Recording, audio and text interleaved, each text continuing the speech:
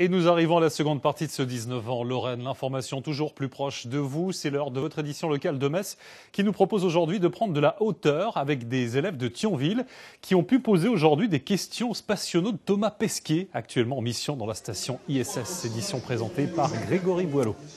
Bonsoir à tous, soyez les bienvenus dans votre édition locale qui vous emmène effectivement ce soir dans l'espace grâce à cet échange exceptionnel qui a pu se dérouler entre des élèves d'un lycée de Thionville et l'astronaute Thomas Pesquet. Quelques minutes de liaison radio avec la Station Spatiale Internationale. Reportage à suivre dans cette édition, mais on commence tout d'abord par le reste de l'actualité.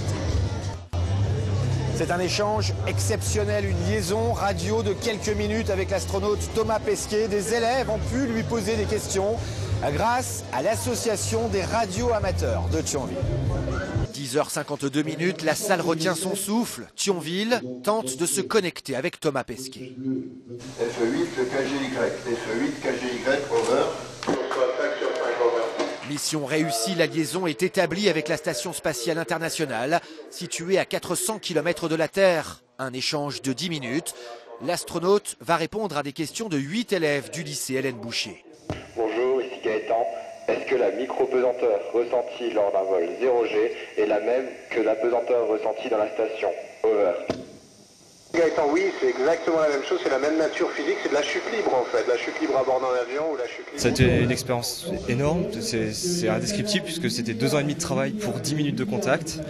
On a eu un coup de frayeur quand on l'a pas entendu au début, puisqu'on était dans l'horizon radio, on pensait l'entendre, et le moment où on a entendu sa voix FX0ISS, c'était magnifique. Rien ne pouvait remplacer ça. Un pari fou, l'aboutissement d'un travail de plus de 2 ans, mené par l'association des radioamateurs de Thionville. Ce sont ses membres qui ont contacté la NASA pour aboutir à cette liaison. Il a fallu s'équiper, acheter ou modifier du matériel. Un projet titanesque. On a monté un dossier technique et pédagogique qu'on a envoyé à la NASA.